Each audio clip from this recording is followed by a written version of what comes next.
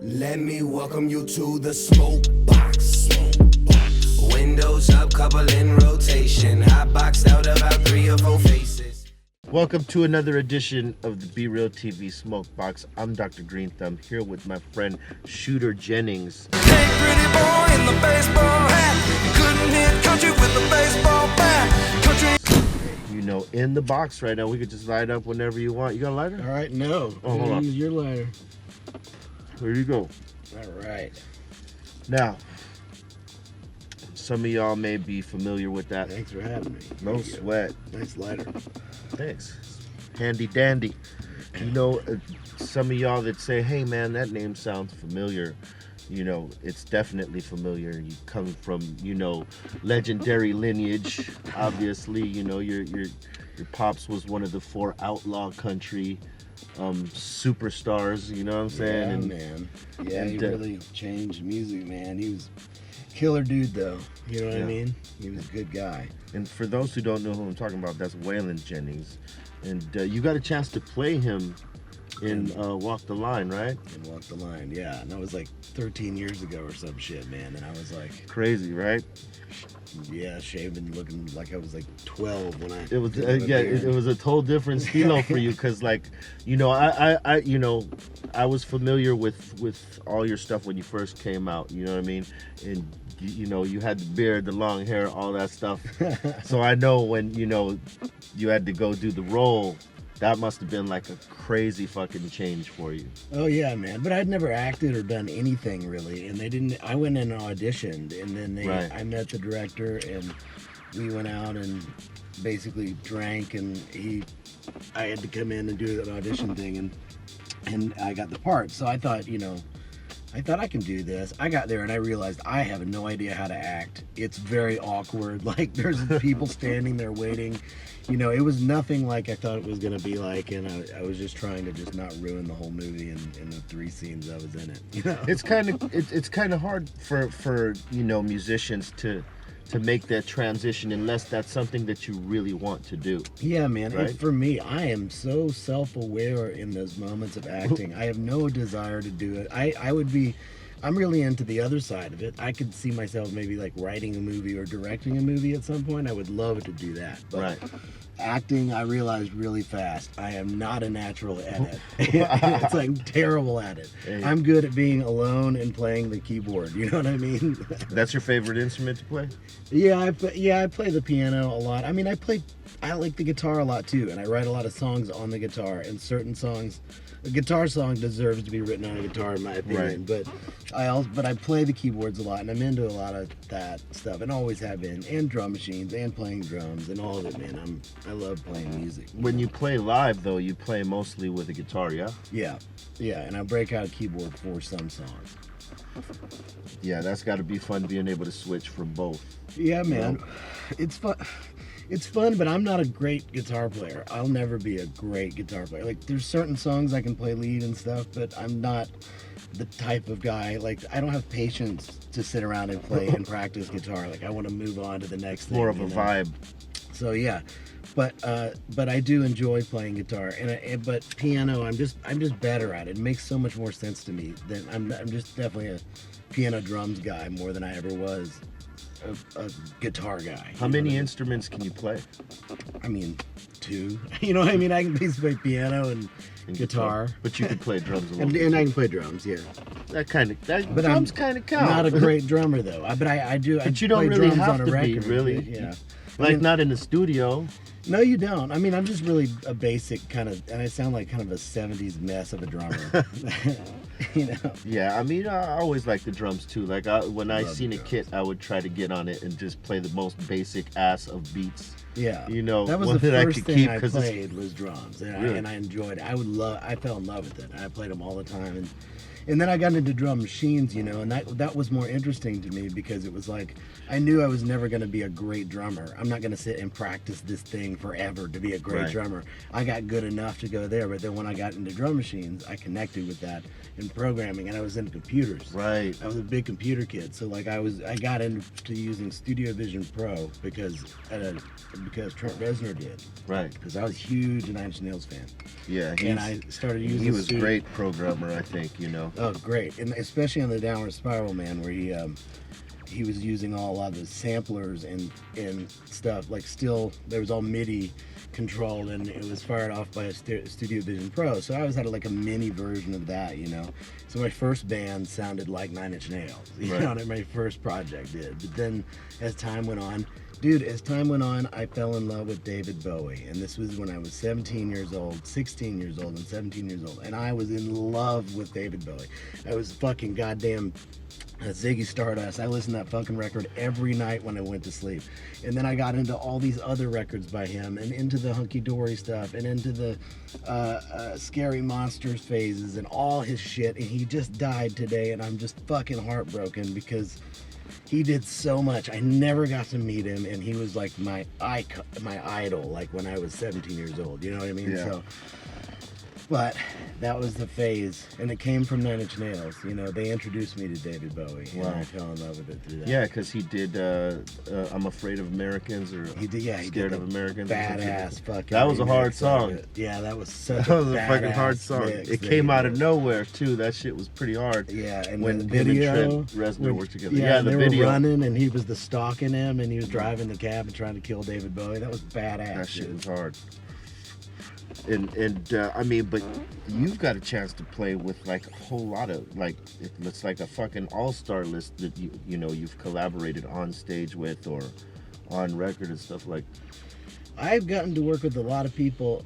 I've gotten Manson's on my new record, and it's a David Bowie song that we're doing, but it's a Giorgio Moroder record. It's all the tunes except for the first thing are Giorgio Moroder music and redone. And so, but this David Bowie tune he did, Cat People, is what Manson does. And working with Manson is like having fucking Jesus Christ coming to your church. You know what I mean? Like I when I was younger and his album came out, that was like Antichrist Superstar was the fucking most badass rock and roll record of all time at that point. Hands down at that point, hell yeah. He was killing it. He had a great live show too. Yeah, dude. He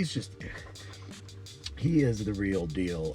He is in the fact that he is true to himself. Yeah. And that in itself is worth respecting. And you're working together right now, right? On something. On some of your new stuff? On my new record that's coming out in March 11th. It's called Countach. He's on it. He's on it. We do this David Bowie song on that record. But yeah, dude, Bowie is the king. So Yeah, I mean, he was definitely out of the box in the type of music that he put out there, type of imagery, and recreating a different image even, and putting out albums as this image. The fictional characters, Ziggy Stardust, and all this, all the other things. I mean, that was 1972. He had great ideas. He was way ahead of his time. Way ahead of his time. He had great ideas, and the thing is he always. It seemed like he always had a hit in every decade. He did, dude. He had a completely different image in every fucking decade, and each one was more crazier than the next. And the last record that he puts out 2 days before he died is this whole fucking opera about him dying, and it's like the craziest brilliant exit for a brilliant man to do too. It is a great exit. The artistry in it, it's crazy, man. Yeah, dude. Now, being that you're in the Smokebox, obviously, you smoke. What's your favorite strains you like to smoke? Well, I get all that jet fuel from fucking from Dougie. Yeah, right on, man. So that's your favorite, like OG, like a OG, yeah, like I have Indica a buddy. Jet Fuel. I have a buddy that brings me some shit, and that guy brings me really good weed too. But I don't know what strain it is. But it's really good. But that's where I get my kind of two things, which is probably what I shouldn't advertise. No, but Jet Fuel is, that's top notch. Yeah, it's good. I know this. I know this for a fact. I like that. When I'm in the studio, I smoke from the minute I'm there to the minute I leave, every single time. Now, do you find it like helps you be creative, or do you Absolutely. or does it help you just relax to be able to get creative? It's that levitating outside of my own body kind of high that keeps me on the edge of doing something that I would normally restrain myself from doing if I wasn't high. That, yeah. And that's where that's the magic, man. It's in there. It is in there. You know, I think the inspiration comes from everywhere. So why not when you're in the highest state? You know what I'm saying? Absolutely. Okay, so I'm behind you all the way. do you fuck with concentrates like the dabs and? I don't like really that? get too hibbity-dibbity about it. I go to the store sometimes. See, I got a medical card, and I went to the stores, and then all of a sudden they shut down all the stores. So then all of a sudden I had to find myself in this wasteland of, oh wait, there's people that come and now, and so I had to figure that out. So when I used to have the stores to go to, I would go in and I would get like some edibles and some other weird shit and experiment with shit. But I've never been a person who's been that professional of a marijuana user that I've fucked with like dabs and stuff like that. So you had to like pace yourself or just decline, right? Yeah, exactly. And then if I eat one, it'll be like, feels like they do nothing, and then you'll find one, and then it blasts your head off. You're like vomiting on the bathroom floor. Yeah, usually somebody eats half of it because somebody told you, listen, only eat half. Yeah. And then you eat the half, and then sometimes it comes on fucking slow, and you're like, maybe I should eat the whole fucking thing. I don't feel nothing yet. And boom, that's where we end up always getting fucked up, and then we take that roller coaster ride. But then others, you can kind of like sometimes taste when it has a lot of content in it, and you're like, okay, yeah, I'm only taking half of this, if that, because I know this shit is gonna fucking, blast you for a few hours, Yeah, dude. Hell yeah. I know how that goes. I don't do too much edibles anymore. I'll take some dabs, I'll smoke some flower. What is a dab? A dab is like the concentrate. This is the flower. We're smoking so like, flower. you're talking about like the powdered shit? Well, there's the ones that it looks like crumble. It's not necessarily powdery. It's more rocky. And then there's the one that looks like a clear paste, like an amber paste. I've never seen that in my life. Candy. Well, we'll show you some here today. You're at BREALTV, so we're gonna have to show it to you. But listen, if you should ever take any outside of the place, you gotta take it real slow because it's something you have to build your tolerance to. And I would say that to any smoker out there, because I knew what it was like when I took my first dabs. One too many will put you in a very uncomfortable state. But hey, listen, we build our tolerance as we go. So that's how the stoners do anyway. Let me ask you this. Who haven't you rocked with that you would like to get on stage with and fucking jam out with? Because I know you've rocked with many people already, but who have you not hit stage with that you wanted? God damn, I'd love to do something with Jack White or Bob Dylan. I've opened for Bob Dylan. He's my all-time favorite.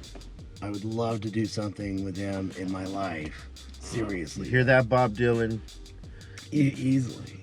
Oh, Shooter Jennings. Jack White too, man. I love that. Dude. I could hear that easily. Well, I could hear both of them actually, but I could definitely hear that Jack White shit. Yeah, I'm just saying. I'd awesome. love to work on something with that guy.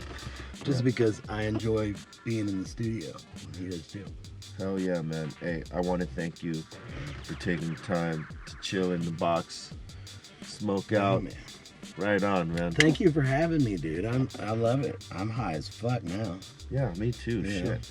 Where could they find you? You do any of the social networks or anything like that? Yeah, man. Shooter Jennings on Twitter, and bcrmedia.com is our record label.